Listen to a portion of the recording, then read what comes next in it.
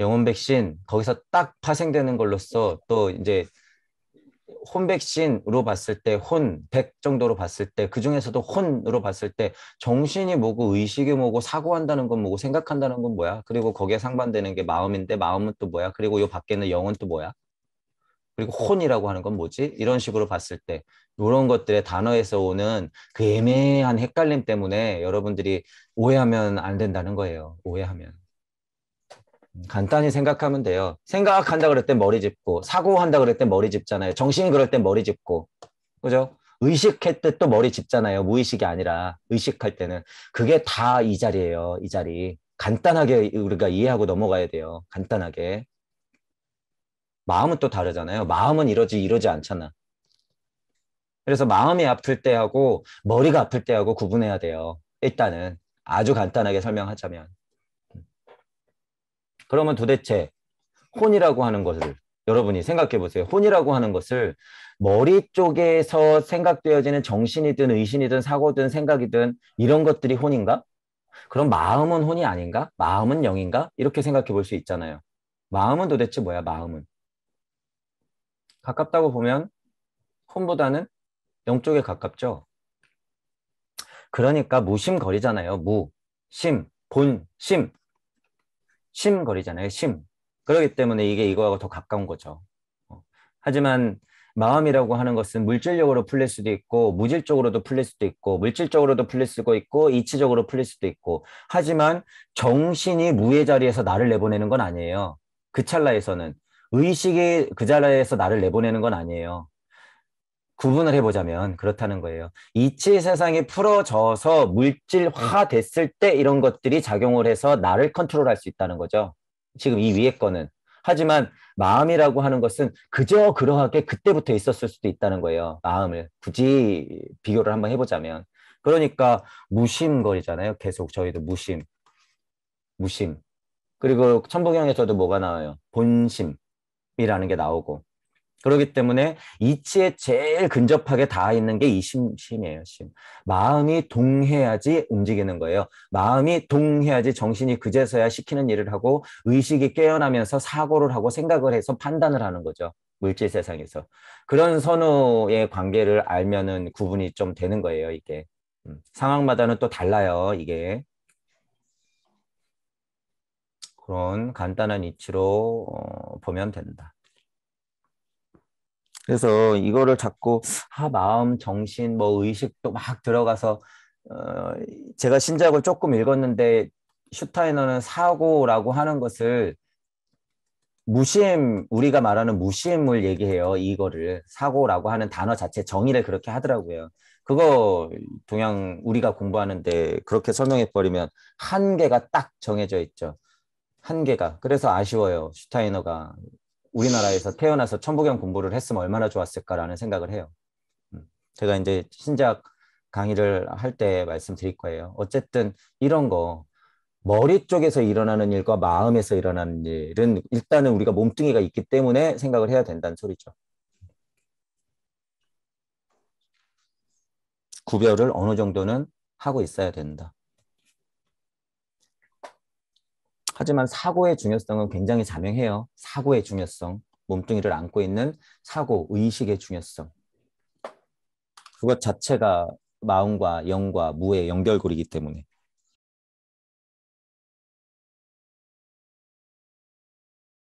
역으로 생각해 보면요. 근데 동양 철학을 서양 단어로 설명한다는 것 자체가 또 한계가 조금 더 있어요. 그래서 한자가 중요하긴 해요. 수하고 한자가 그래서 중요하긴 한데 아까도 얘기했지만 그, 그 뭐야 수하고 한자에서 머물기 때문에 이제 이 세상에서는 그게 더 위험해져버린 거죠.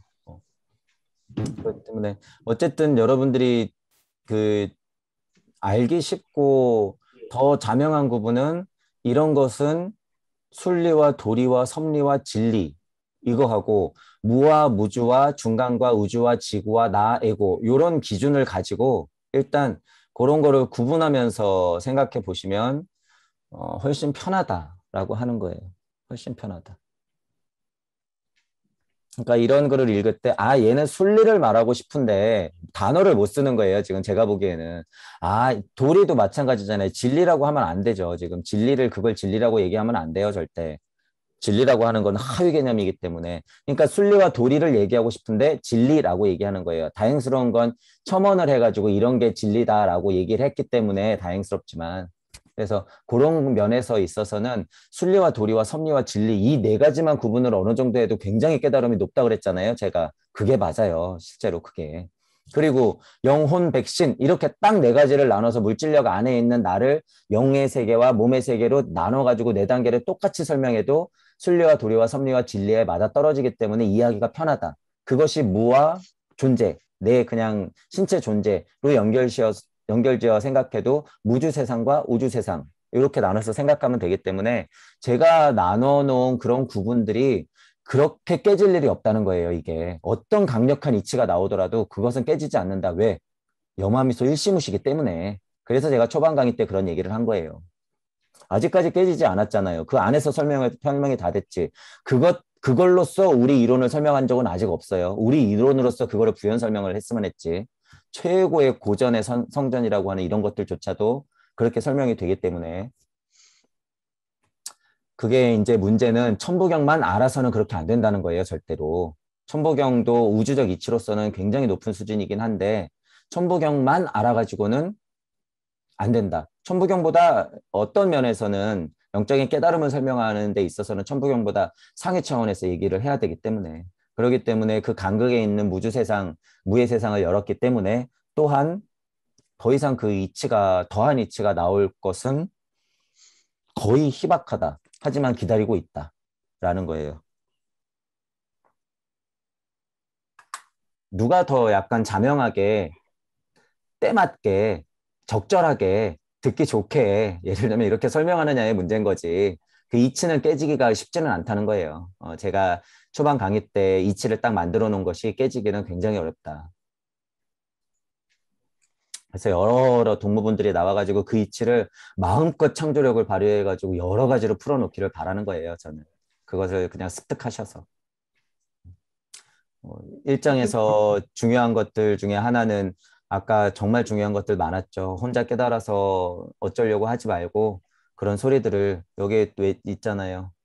고통과 필사적인 절규들을 들으면서 모두 다 나인 것처럼 남에게도 평화를 주는 진정한 발심에서 남에게 평화를 주는 그런 동무 여러분들이 돼야 된다. 그런 중요한 가르침이 있어요. 일장에서도.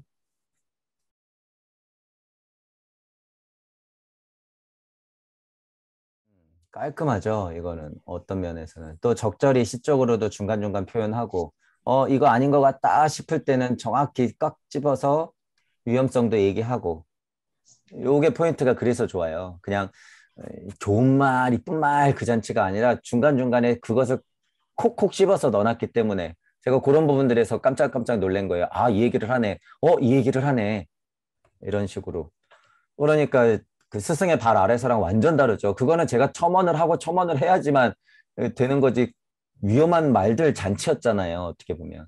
그렇기 때문에 이게 훨씬 수준이 높고 자명한 소리라는 거예요. 수준으로 따지면 스승의 발 아래서는요. 진짜 얘 발 아래서예요. 얘가 스승이에요. 얘가. 도의 길잡이 이 책이 스승이고 스승의 발 아래서 그 텍스트들은 이것에 제자한 거죠. 수준이. 어떻게 보면. 그렇게 설명하니까 또 맞네요. 침묵의 소리나 도의 길잡이가 스승이고 그 발 아래서 쓴 게 크리스타무르티의 스승의 발 아래서다. 딱 어렸을 때 그런 얘기를 듣고 썼으니까 딱 그 수준이 또 그 수준한테 딱 맞네. 이 정도는 돼야지 스승이죠. 이 정도는 얘기해야지.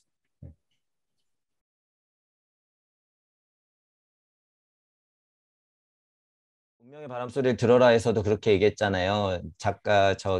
기획자가 들어가는 말로써 싱싱거리면 우리가 정말 어떤 그 신의 세계의 신을 말하는 것 같지만 이 책을 읽고 났더니 그것은 과학임의 철저한 현실이구나. 내 존재를 깨닫는 데 도움이 되는 것이구나. 사람들도 그런 걸 알았으면 좋겠다라는 뉘앙스로 얘기했잖아요. 딱 그렇게 알아야 되는 거예요. 신지학이라고 하는 것이 전혀 그런 얘기가 아닐 수 있다라고 하는 거죠. 왜? 내 얘기이기 때문에. 저도 여러분들한테 정신혁명, 영성혁명 신성혁명을 얘기하고 있지만 그건 철저하게 누구예요? 나란 말이죠. 나. 그래서 신을 따로 놓고 신신거리지 말라 그러잖아요. 저도 신 아무리 신지학이라고 해도 이거 뭐예요? 과학일 수가 있죠. 어느 면에서는. 그리고 내 얘기일 수가 있고 영혼 백신을 다 통용하는 얘기일 수가 있는 거죠. 그것으로 뚫고 올라가야지 나를 찾기 때문에. 땄기 때문에. 그래서 신지학이라 그래갖고 와 어떤 막 환상 이런 거를 일단 깰 필요는 있어요.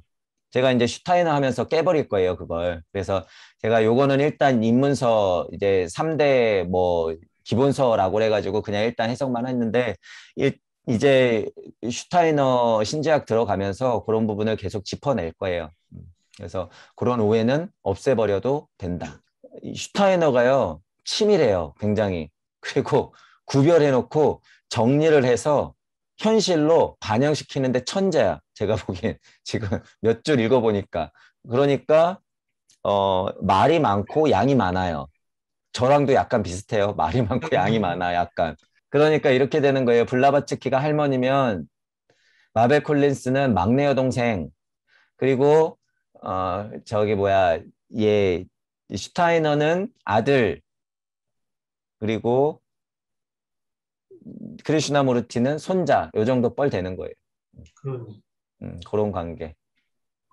3대가 걸쳐 있는 거죠. 딱 신지학이 유행할 때 사람들인 거예요. 그러니까 그때 이 신지학을 타이틀로 공부가 많이 된 거죠.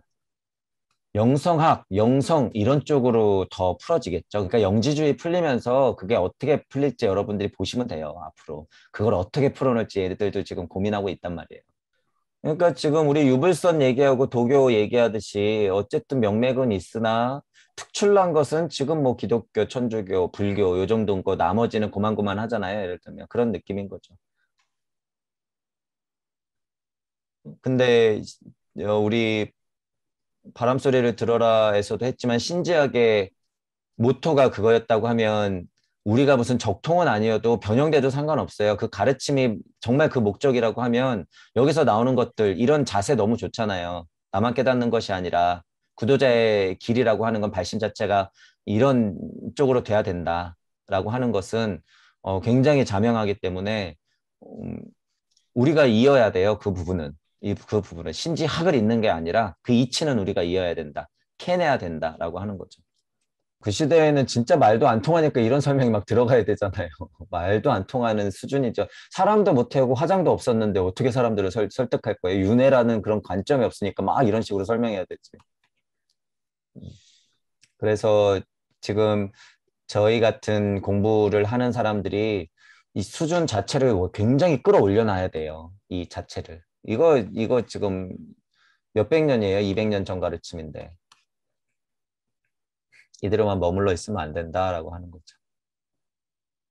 이 정도 가르침은 진짜 우리 공부 시작할 때의 느낌이에요. 이게 실은 어려운 말이 무슨 얘기지 하니까 그렇지만 제가 이거를 그냥 아예 아래 단계로 해서 그냥 부연 설명을 했다고 하면 이거 별로 아무것도 아닐 거예요. 간단히 말해서 물질력 극복하려고 준비해야 돼 이 소리예요.